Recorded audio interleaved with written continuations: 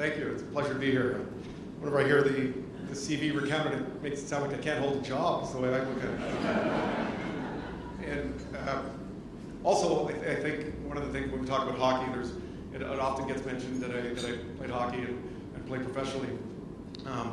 But given that we have someone here who played on the U.S. Olympic team, marathon ice, and also played several years in the NHL, I just want to set the context correctly. I think when I was in my first year in Los Angeles, for signing with the Kings, I was injured. I was injured all through college. A lot, had back problems. And so I went into training camp and had a tough year my first year. I was in the minors, bounced around, visiting different doctors in different places in the United States. And I played for a coach at the time named Robbie Ftorek, who was the minor league coach for the LA Kings at that year. And then the second year, he got promoted to the big job with the Kings. And over the summer, they traded Gretzky to LA. And so, I thought, I get to play with my childhood idol. So worked really hard, went to training camp in the best shape of my life, thinking, okay, it's going to be different this year, even though the coach had coached me last year. And so at the first day of training camp, we could get around in hockey. You often gather around center ice, and the coach gives you a little pep talk. And so we're all standing around the ice, and I was sitting next to him. They assigned me the locker next to Gretzky, so I got to know him through just getting dressed and ready for practice. And we get on the ice, and Robbie Ftorek, he welcomes everyone to training camp. And he says, I just want everyone to know it's going to be a great year. We're really excited about what's going to happen this year. He says, I want everyone to know I treat everyone the same. He said, I'm fair to everyone. I don't care if you're Wayne Gretzky or Shannon Deegan.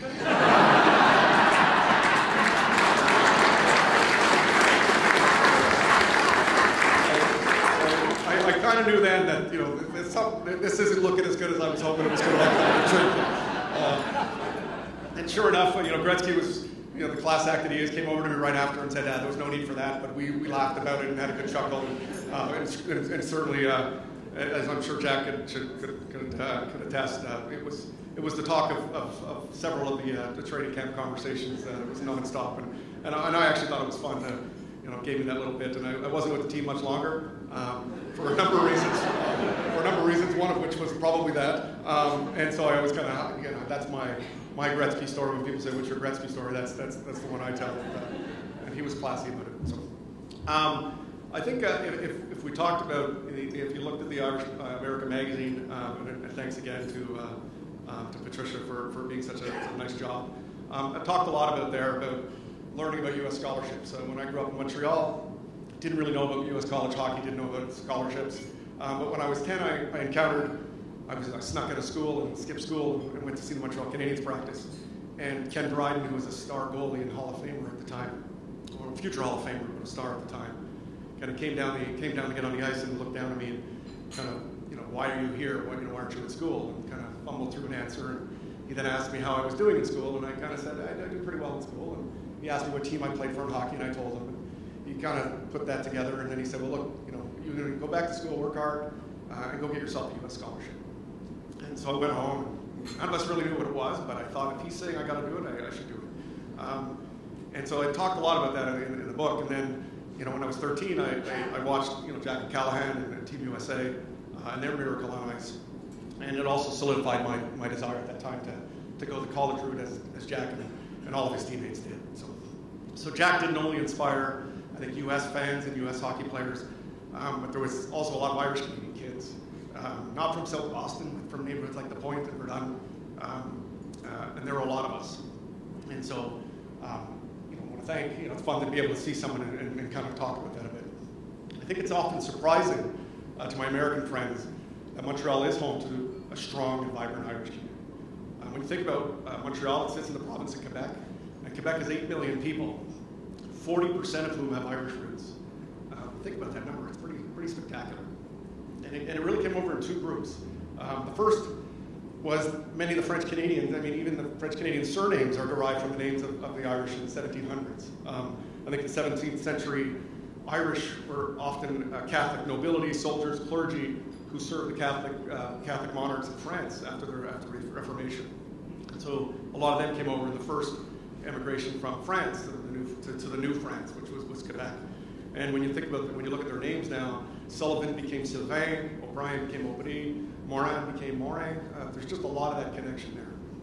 And then in the second big influx of Irish to Montreal or to Quebec was really during the famine, which Patricia alluded to.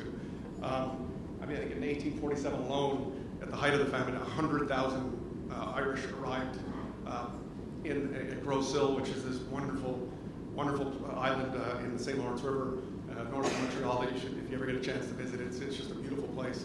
But it was where the Irish would get off the boats and be quarantined. And many left the quarantines and made their way downriver to Montreal and other cities, and further south to the United States. I think watching Bill Ford talk here a couple of years ago, he talked about his inventor grandfather Henry Ford, and how he had passed through Gros Isle on his way to Detroit. So there was that real connection there. So while many thrived and prospered, thousands also died in the quarantines. And a lot of the orphan children were adopted into Quebec families. So this was something that was really big at the time. The Catholic Church was hugely strong in Quebec, and they encouraged all their parishioners to adopt these Irish orphans. And they allowed them to keep their names. So they became Quebecois, both linguistically, culturally, but they were allowed to keep these Irish names that they had growing up. They were given when their parents came over. So it's not uncommon. I remember being like 11 or 12 and going up to play hockey in Quebec City. In this Pee Wee tournament, when you go in these tournaments, you always stay with the family of another player who might live in that town. And I remember, I didn't speak French that well at the time. Was still learning it. Everyone's nervous. I'm going to go stay with a French family. How am I going to talk to the kid? And I looked down at the name when they assigned me the name, and the kid's name was Patrick Cleary. So I was like, oh. So I said, thank God, I have somebody to play with. And we met right after the game. They introduced us, and the kid didn't speak a word of English. So that was not uncommon. So it's still not uncommon to meet people with these hugely Irish names that don't speak a word of English in Quebec, which was fascinating. My great-grandparents came to Canada as part of that exodus, and they survived the sail, and they went through the quarantines, and then they settled along the St. Lawrence River in Montreal, in a community called Point St. Charles, which was really the Irish community of Montreal. They were building the railroads, building the bridges, building rooms like this as well in Montreal. So this was the similarities of what they were doing. I grew up a few blocks away from that in a neighborhood called Verdun, probably a mile from my grandfather's house in the Point.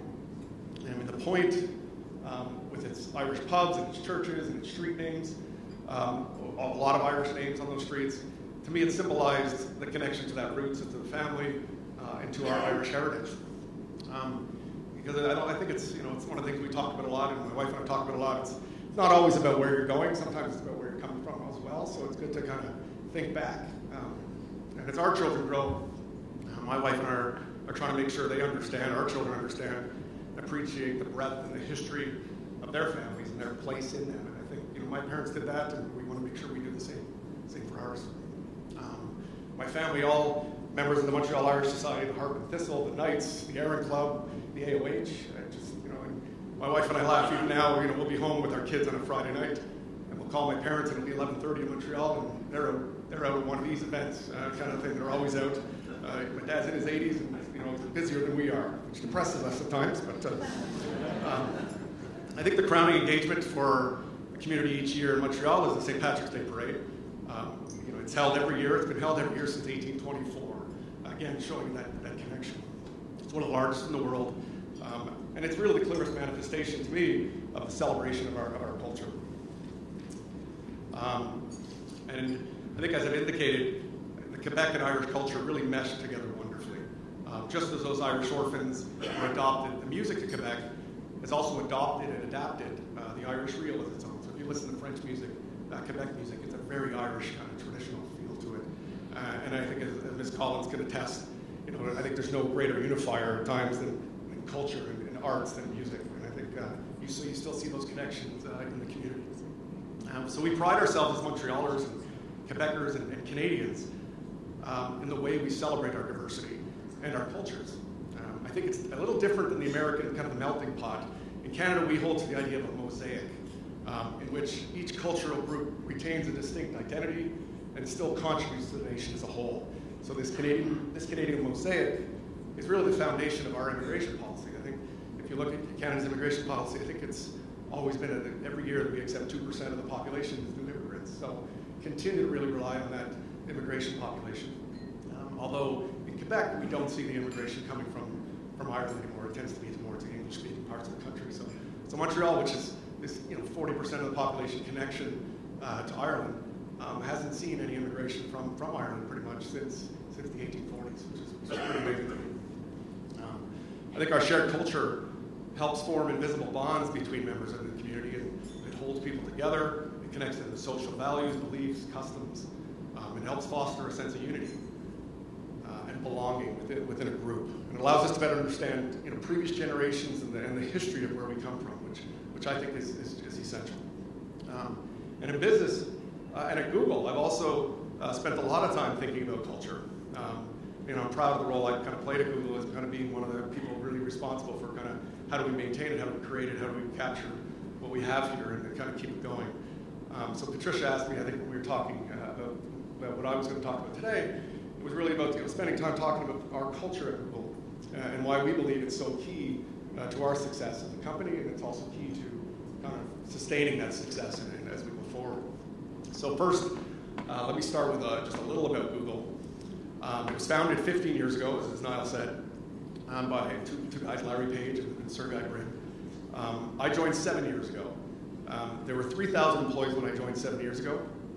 Today there are more than 55,000 in more than 40 countries. So the growth rates continue. We're continuing to hire at an alarmingly fast pace. For about 4 of those years at Google, I was in charge of the central staffing work. And it was constant. It was a constant, I need 300 heads, I need them next week. Where are they? Get them in their seats type stuff. Because I've got some new thing that I want to develop, or I have a new idea that we're going to throw a bunch of resources at and go figure out. So just this really exciting environment to be in terms of the growth, and we still see it going. So our mission at Google is kind of to organize, and this is the mission, if you look at it, you actually see it in our mission statement. It's to organize the world's information and make it universally accessible and useful. So when you think about that mission statement, I think a lot of companies I've seen in consulting and other companies I work for, mission statements tend to kind of be a bunch of values and a bunch of different things. I think in our instance, it was just our two founders who were just very clear, this is what we're going to do, this is what we want to focus on. And it really is amazing to me as we think about all the stuff we've done over those 15 years, how it's all kind of kept to that. So when you think about our new products and all of our products, it's really about that accessibility of information and then making it universally accessible for everyone, making it easy to find as you can. So some of the things, some little factoids, there are 3 billion searches a day on Google. YouTube has 4 million hours of footage watched each month. And I don't think it's all cat videos, but sometimes you get that impression. Our Android phone software has 1.5 million activations a day right now, so we're just really seeing that take off as well. And so when you think about that, that's really this is just yet another way I can access information. So I think we're comfortable that we're doing okay. And one of the big things for us is really understanding how do we continue to kind of ride that wave of innovation. And we think about that a lot. We focus on it a lot. We are constantly asking employees what they think about it. Do you still feel like it's an innovative place? All of those types of questions. So our culture, for those of you who don't know much about our culture at Google, it's well known for being creative and fun. So we have free food, which Patricia and her sister and friend indulged in well with me that day. So we have 3 meals a day are all free. There's probably on the Google campus in Mountain View, there's probably 30 different kind of restaurants you can go to eat. And it's actually really good because we also have chefs that are really good, because if you're a chef in San Francisco, Silicon Valley, like a typical chef, you work long hours, you work late nights. An opportunity to work at Google and still cook with some really premium products and foods, but you can be home by 8 o'clock if you want to start a family. So we tend, when you go in a cafe and you talk to some of the chefs, ask them where they're from. Oftentimes they're from pretty well-known restaurants in the area. So we have game rooms, we have massages, free massages, gyms everywhere. You bring your dogs to work. So we really create this kind of really fun kind of environment. But for us, it's not about it's about passion more than it is about perks. So we work hard. We kind of have this attitude of we play hard, and we're excited about technology. So when we recruit, we're looking for people who are just passionate about technology and indeed passionate about what they're doing in their lives. And the perks and benefits and office space, they're all designed with this goal of ensuring employees can feel they can and should innovate, because innovation is the reason for our success, and it's key to our continued survival. So we're constantly talking about that. And our founder and now our CEO, Larry, constantly hammering that home as well. And if you read, I think in 2004 when we did our IPO, the letter that Larry and Sergey issued, the first sentence, the first two sentences were, Google is not a conventional company. We do not intend to become one. And I think what they really meant is they said, this is Wall Street now, shareholders, and so we're going to really focus on making sure you see that value.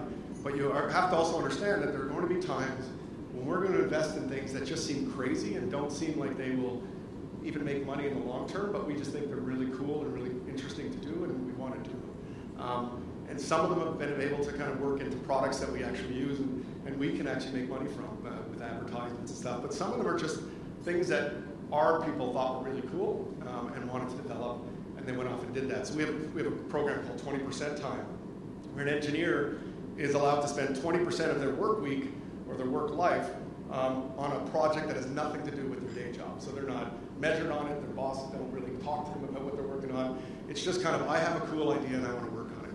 So what happens internally is we have a system where you would post on our internal internet, kind of, hey, I have this idea, wouldn't it be cool if, and you kind of put it up there. And then other people read it and they vote on it, thumbs up, thumbs down, they give it, and then people will say, I think this is a great idea, and I'm an engineer over in this part of the organization, or I'm in marketing over this part of the organization, I'd love to help you, and I'll give you my 20% time to kind of pull a team together and work on this with you. And some of our biggest products have kind of been the result of some of those things. So Gmail was 4 or 5 engineers who were looking at what was out there at the time and saying, we can do a better email than what's out there. So they kind of went off on their own and they did it. And then they came in and showed it to Larry and Sergey at one point, and they just thought, kind of eureka, this is great, let's kind of build on it. And then there's other ones that are just kind of cool. I think if you download the app, it's called Google Sky, I think. And what it is it's, everyone looked at Google Earth and how cool it was to kind of, if you've ever looked at Google Earth and the way we kind of use satellites and stuff, people thought, wouldn't it be cool if kind of you could point the phones at the sky and do the same thing and see what you're looking at. So if you download the Google app, you can hold your phone up to the sky, and it feels like you're looking through a window on your application, on your app. But every star, it knows where the position is of your phone. So it looks up, and as you scroll across the sky, it'll tell you what stars you're looking at. So you can just do this, and then during the day, if you look down, you can find where the sun is, based on just all the GPS stuff. So again, just a bunch of engineers who thought, wouldn't it be cool if we could do this? And they had an interest in astronomy. I always say astronomy, that's right. I always think it's astrology. So they have an interest in astronomy, and they did this. So I think that's kind of what they're meant by this kind of, this is what we're going to do. We want folks to think big. We want people to take risks. We want them to invent solutions that aren't yet possible. Larry talks a lot about that. We've now taken the calling them over the last couple of years, moonshots. And these are things that are just kind of, again, wouldn't it be cool if, and you just kind of think about what we could do with technology as it all comes together. A couple of ones we have of late that I think are pretty cool. One is called Loon, Project Loon. So a bunch of people were sitting around and saying, if you really look at it, when you come into our main office, and Patricia and I looked at this screen, we have a screen with a globe, and it's a live picture of the globe, kind of, and what it's showing is where internet searches are happening around the world. And you see the language is the color of the spikes, and if it's New York in the middle of the day, clearly in New York, I think it's English is yellow, you just see this yellow kind of line shooting up into the sky on Google Earth, and you can just turn the globe with your mouse, and you can see what's happening. But what's always kind of makes you pause when you do it is you turn and you see Africa, there's just very little going on there. And there's just no internet access. And we really believe that internet access is really key to development in the region. We really think giving people that access for education, for business, for small business is really important. So we came up with the idea, how do we get internet access to people in places like Africa or rural places around the world? And somebody came up with this Project Loon, we ended up calling it, was what they're doing is we bought a bunch of balloons, these weather balloon type things, and we're attaching small computers to the bottom of them that beam access down, and then we're just launching these things up in the sky. And they go up and they're about 30, 40,000, I think higher actually, right on the edge of the atmosphere, and they're circling the world, and they're beaming access down, and they ride the wind streams, air streams. And we've put up a bunch over the last 2 years. It's gone really well, and now we're shooting a bunch more up there. And it just kind of is one of those things where I don't think a lot of companies would do it. We don't see the immediate value, certainly to Google, and you could, think you could probably cynically say 20 years from now or whatever, when we get all these people in Africa online, they're going to use our app products, we're going to make money off them through the advertising there. But when you sit in a room with Larry and Sergey and his senior folks, That's not what's really driving it at this point. It's those types of things. Another big thing we're betting on is contact lenses. So we're getting into the business of contact lenses.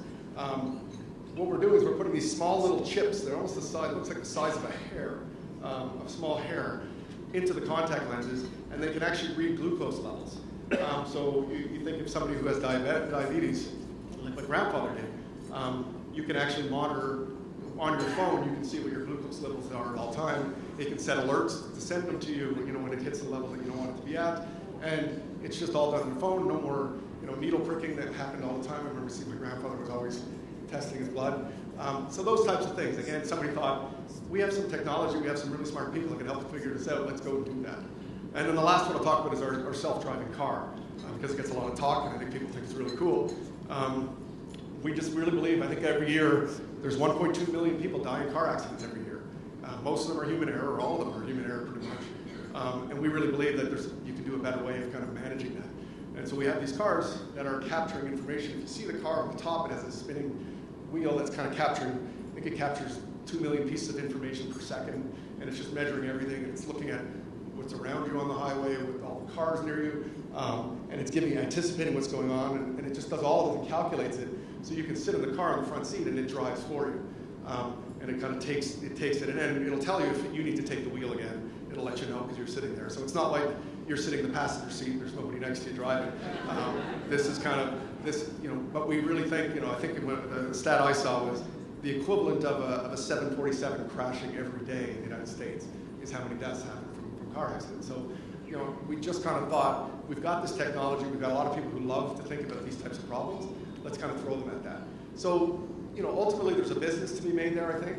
A lot of this stuff comes from, we realize that to keep our employees happy and to keep our engineers happy and motivated and excited to be at work, we need to kind of let them do projects that are really motivating for them. So we kind of are constantly thinking of those types of things. I think Larry talks about 10x. Let's not think of, if we can have 10% incremental growth in the next year, he's thinking, what products are going to give us 10x when we think of an incremental growth or growth. So I think that's kind of a big thing. So I think what he says, and when we talk about it, he says it's tempting to carry on doing what you have always done with that incremental change, but that's guaranteed. Larry's view, I think, is that that's guaranteed to make you obsolete over time, especially in technology where in our view change is revolutionary, it's not evolutionary, and I think there's a big difference. And so we're constantly worrying about it. And so we think innovation at Google, we expect it and we support it in all segments of the company. From the engineers, the software developers, to the child care providers. Everyone is expected to be a part of this. So we do a thing called dog fooding, which is, I don't know if, I never heard of dog fooding before I got to Google, so I always explain it for anybody who doesn't know the term. Apparently there was a guy who owned a dog food company, was out there trying to market it, and used to say, this food is so good I can eat it, and he would eat the food. So we call it kind of dog fooding, is really eating your own products and testing them. So we do a lot of that. So it doesn't matter who you are in the organization. As a matter of fact, I think they like folks like me and who aren't engineers because we're not going to look at the world and look at the products as engineers. We're going to look at them because they're not building them for other engineers. They're building them for me. They're building them for my parents to use ultimately. So we're constantly piloting that, and everyone is expected to be a part of it. When you get a new product to try, you're expected to give feedback on it. If you think something doesn't work, there's a button you click and you can send a note. And I'll talk about it in a bit, but I think it's part of one of our things is we're very transparent about everything we're doing to people who work in the company. So Googlers, we call them. If you're a Google employee, you're a Googler. You're a Noogler if you just started. You're a Gagler if you're from the LGBT community. So we have all these kind of nicknames. I'm a Gregler because I'm in more of the senior group at Google. So we have all these kind of terms, but there's an expectation that you'll be part of that and you give that feedback. So we make product development everybody's job. And I think perhaps the most critical element of culture to build a culture of innovation involves maintaining the ability to respond to opportunities when they present themselves. So it's one thing to kind of think about these things, but it's another to actually say when something comes along that we think is really good, we want to have the system in place to kind of run at it and really focus on it, which is why we're probably hiring so fast and hiring so many people, is because we see these different things that look really cool and are products that we think could go somewhere, and we want to bring some people and put them together and make on it. So I think sometimes that flexibility often sloughs off in an organization as it grows, but our view is, we don't believe that the end of innovation is inevitable. just because you're the consequence of getting bigger. So it's, again, something we focus on. So I think to maintain the ability to respond to opportunities, we do several things in 3 different distinct areas, which I'll just touch on briefly. The first one is the philosophy of let's create only as much structure as necessary. So we have a flat organization structure, as flat as we possibly can be. I think our policy is you're never more than 7 layers away from Larry, who's our CEO. So the most junior person is never more than 7 layers away. It's kind of the way we think about it. We have small teams. We have little hierarchy. Larry and Sergey and others, we believe that the person with the best idea in the room there's a very good chance it's going to be the person who's a year out of university versus it being the most senior person in the room and the most senior person on the team. So how do you create an environment that allows that person to feel like they can say something and not be stared down and not be, you're too young to understand this, or hey, know your role in the organization. So we spend a lot of time kind of making sure people understand that everyone is encouraged to speak to. So it's not uncommon for Larry and Sergey to get pinged regularly by employees. They answer emails. There's a back and forth at all times. And a part of that is making transparent decision-making and open communication. So there's a lot of that. So one of the cool things we like to talk about is what we do on Thursdays. We have a TGIF. It used to be on Fridays. Now we moved to Thursdays so the rest of the world can kind of watch as well. But at Thursday afternoons every week, Larry and Sergey and other executives get up on stage in front of all the employees across the organization, and they introduce new products. They talk about what's going on at Google, what are some of our challenges, and then they take question and answers for 45 minutes.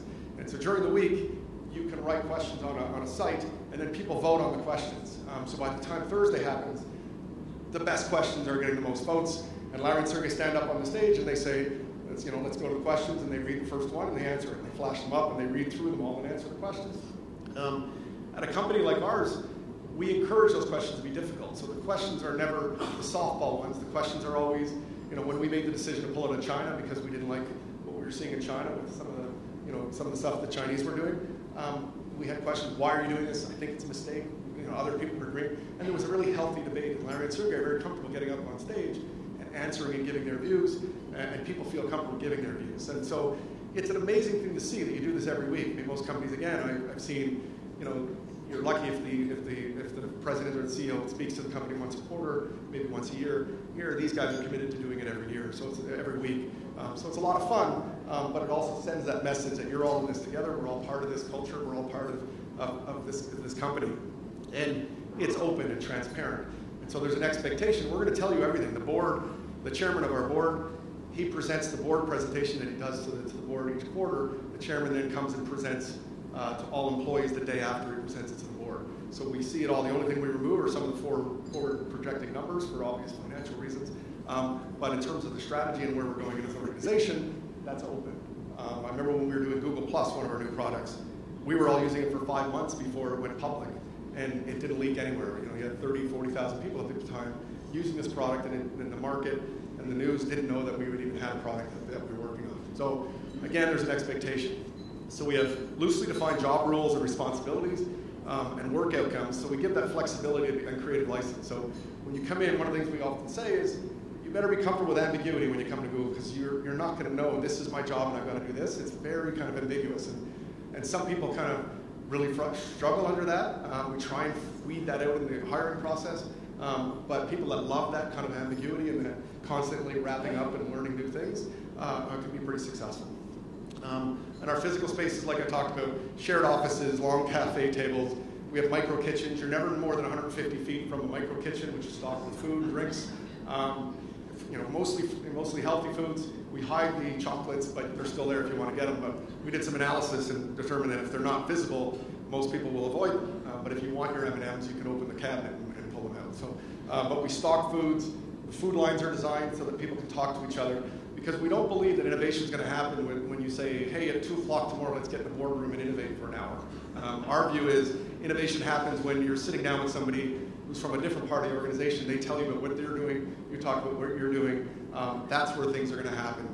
Playing shooting pool or making a coffee in the morning. I'm always amazed when I go and make my coffee in the micro kitchen that you listen to the conversations around you, and people are kind of talking about new things, and then you'll dive in and be part of the conversation as well. So everything is encouraged to kind of collaborate and push that conversation. It's kind of the way we go. The second one, which I was very involved with for a while, as I said, hire people who are good at many things. We hire people kind of who have demonstrated innovativeness in their jobs, whether it's education, in their volunteer extracurricular activities. We're looking for those types of people. We have big plans for people, and the way we think about interviewing is you're not interviewing for the job you're coming into Google. We're really thinking about what's the job you're going to do after that. How are you going to come in, do really well, and go on to other things. We aim to hire people who are going to outperform in the job they initially fill. And we hire people who think like owners. The permission is assumed, so there's a kind of a thing where it's better to ask forgiveness than to ask permission. So we just that's kind of the approach we kind of take, and we kind of mail that home. And people care, and they own the environment. And my last piece, I think we make managers resources, not bosses. A manager's role is to really ensure the team efforts align with the company goals. The teams have the resources they need. You know, it's kind of like I work for my team, they don't work for me. It's kind of, what obstacles do you have? How can I help you overcome some of them? That's kind of my job as a manager. It's not to kind of micromanage and tell them what to do, how to do their job. My job is to get out of the way and just let them go. And finally, we believe that leaders are the drivers of that innovation. They set the example. So leaders are expected to be creative in their jobs, not simply to manage the innovation that's happening on their teams. And we create sustained norms of open communication, collaboration, and the sharing of ideas. We're really always trying to do that. And then the last piece of this leadership thing is what leaders reward and recognize really indicates for us where the company places value. So we talk about risk-taking, we talk about all these new things. You need to celebrate mistakes, and that's a big part of what we do. So it's not uncommon for a Thursday, one of these TGF meetings, for Larry to say, hey, can everyone from blah, blah, blah team get up and take a bow? This team was trying to do something, it failed miserably. We're going to pull the product, we're not even going to launch it, it never went to market. So, and a lot of companies have been at that would be a sign of, oh my God, what's my future? At Google, it's kind of stand up, celebrate it. They might give them a bonus for the effort, if it was a good effort, and say, but there's stuff we learned from it that we want to roll into other products. And so people feel like they can take risks, and they're not going to be punished for it. And I think that's a really, really key part of how we've kind of managed to do them. I think, and to kind of finalize it and to link it back, I think when you think about the freedom from oppression and famine for many of our Irish forefathers, ultimately led to some of the greatest inventors and leaders the world has ever seen. You think of Henry Ford, you think of JFK, some of the greatest artists, Joyce, Yates, my personal favorite, Van Morrison, U2. So at Google, we believe, if you give people the freedom to be themselves, the freedom to take risks, the freedom to innovate, that's the key to ensuring our continued prosperity as a company. So I think if you give people the freedom, it will absolutely amaze you. So thank you very much.